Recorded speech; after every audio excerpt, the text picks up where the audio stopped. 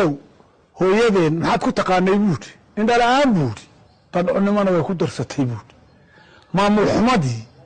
iyo siyaasad xumadii qabyaalad xarkaha goosatay baa kuyaa ku biirtay oo halka maanta la marayo ma raba inaan dib dhigto waxa xagga hore ii yaala waxa la yidhi bahloose aamin ma leh bidana waantow male baa la yidhi oliya dhaankubtii laga dhowrayba ka yimaadaan hadday soomaalida deegaanku u haysatay saaxiibada siday horey u sheegeen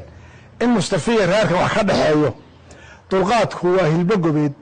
muddada intaa leeg soomaaliya dulqaad baan ku maqnayn mustafa horena waxba noolama hadhin maantana waxba labuna hadhin haddana kama sugaynaba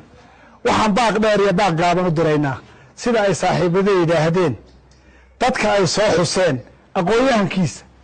salaadiintiisa siyaasigiisa iyo dhammaan hooyadiisa iyo dhalinyartiisa iyo waxgaradkiisa inay arrintaa u midoobaan annaga oo ku dambaysiinayna soomaali maadaama oon gogol u nahay soomaaliyay gogol nabadeed baan idiin fidnaynaa ood kaga tashataan ayihiinna ma rabno inaan isjiijiidad dhibaatadii hore ayna soo martay dhibaato labaadoo maanta isjiijiidoo soomaali dhexdeeda iska hortimaado inaan gallo waa dabnimo xumo ninkaa khaladkaa wada ee qabyaaladaa wada ee maamul xumad iyo siyaasad xumadaa ku jiraay inuubaa kula shaqaynaysa maanta oo la socota ma ayaan dara taasi inaynu garab isku siina ma aha dulmiga iyo qaab xumada maaha maamulka city siduu u dhacay waxaan u malay waa ka dherigsantihiin qof kastoo soomaaliya 100 xaalo oo kilalkan ka dhacday waad ka dherigsantihiin ee siyaasad xumadu keentay waxaad ka dherigsantihiin maamul xumadu halkay maanta marayso intaan soomaali reer faraha la isla gelin oon xanuun noocaasi nagu soo bixin waxaan leeyahay aan tashanno labadaad qaybadna waa u kala qaadayaa baaqa hore ee ku saabsan reerka gubasha meesha u ah tiisu sida uu sheegay saaxiibkay guddiga cayumaa soo sheegaya ta dambana guddigaa dambea soo sheegaya waxaan leenahay soomaaliyay waxaad ku tuhuntaani ma jiro ha la isu yimaado danta ummaddana ha laga tashado siyaasad xumada iyo qaab xumada iyo maanta halka ay marayso haddaynaan si dhaqsaa maanta isuga hortegin waxay ku dambaynaysaa in innaga la isu keen yeelo aniga magacayga waxaa la yidhahdaa cabdullaahi sheekh faarax cabdullaahi kaad in badan horena waxaa laga yaaba miidiyaha inaad iga arki jirteen waxaan salaamayaa dhammaan ummadda soomaaliyeed meelay joogto wixii tacsiya waxaa dhameeyey saaxiibaday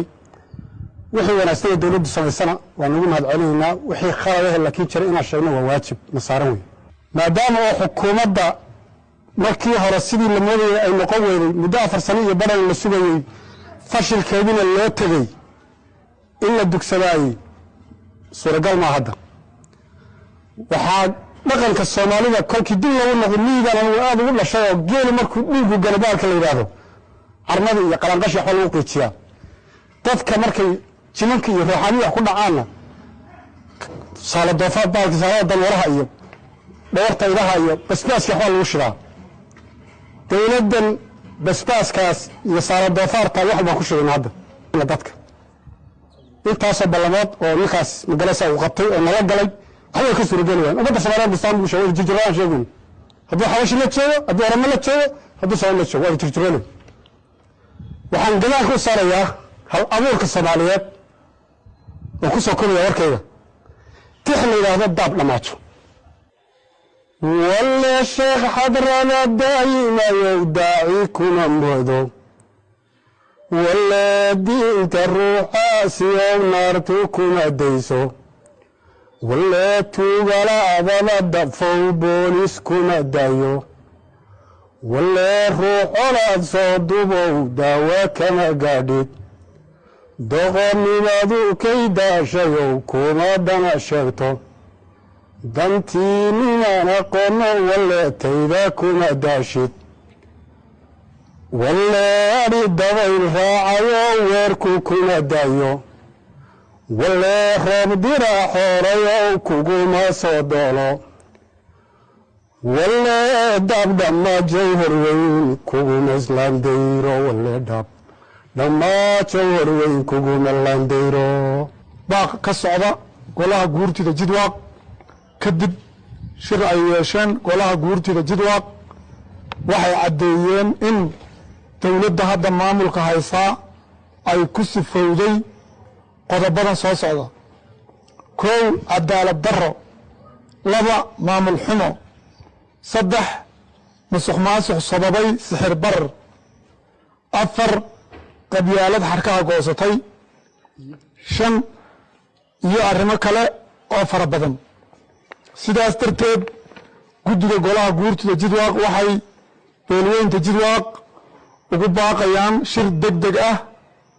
oo wada tashi ah in ay yeeshaan beeshu isugu timaado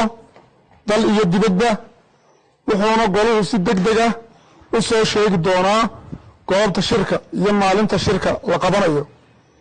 waxaa kale oo aan beelaha Soomaaliyeed ee aad deegaanka wadaagno u sheegaynaa in aamusnaanteedii aan aamusnayn ayna ahayn taageero aan u hayno xukuumadda balse ay ahayd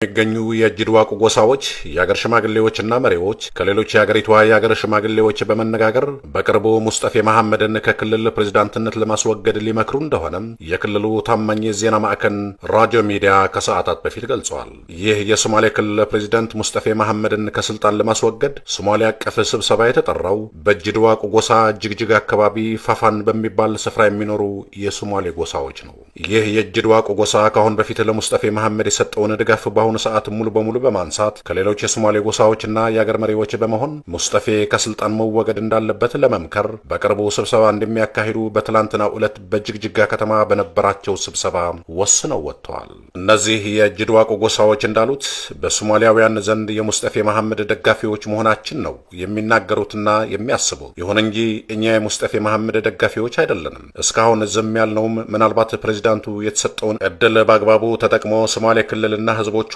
ወደ ተሻለ ምዕራፍ ያሸጋግረናል በሚል ነበር ነገሮችን ስንከታተልና ተቀብለን ስንጓዝ የነበረው ይላሉ። ይሁንና የሙስጠፌ መሐመድ መንግስት በአሁኑ ሰዓት አይደለም ሶማሌና ሶማሊያውያን ሊያሻግር ይቅርና እንደ ክልል ከረሃብና ከሙስና ከጦርነትና ከዘረኝነት ሊታደገን አልቻለም። በአንጻሩ እነዚህ ሁሉ በአሁኑ ሰዓት በሙስጠፌ አስተዳደር ዘመን በተለይ ሙስናና ዘረኝነት ከመቼውም ጊዜ በላይ የተንጸባረቁበት ጊዜ ነው ይላሉ የጅድዋቅ ጎሳዎች። ነገሮችን አይተን እንዳላየን በመሆን የክልሉን ችግር የፌዴራል መንግስት የብልጽግና ፓርቲ ጣልቃ ገብቶ ያስተካክለዋል በማለት ታግሰን አልፈናል። ይሁን እንጂ ተሳስተናል። የፌዴራል መንግስቱ የብልጽግና ፓርቲም ምንም ሊፈይድ አልቻለም እና ያለው አማራጭ ሶማሊያውያን እያስተዳደረ ያለው የሙስጠፌ መሐመድ መንግስትን በማስወገድ የተሻለ አስተዳደር ማምጣት እንዳለብን አሁን ላይ በደንብ ገብቶናል ይላሉ ጎሳዎቹ። እነዚህ የአገር ሽማግሌዎች መንግስትን በትዕግስት መጠበቅ ጉዳት እንጂ ጥቅም አላገኘንበትም ያሉ ሲሆን ስለሆነም ካሁን በፊት የአብዲ ኢሌ አስተዳደር መንግስትን በተቃውሞ ከስልጣን እንዳስወገድ ነው ሁሉ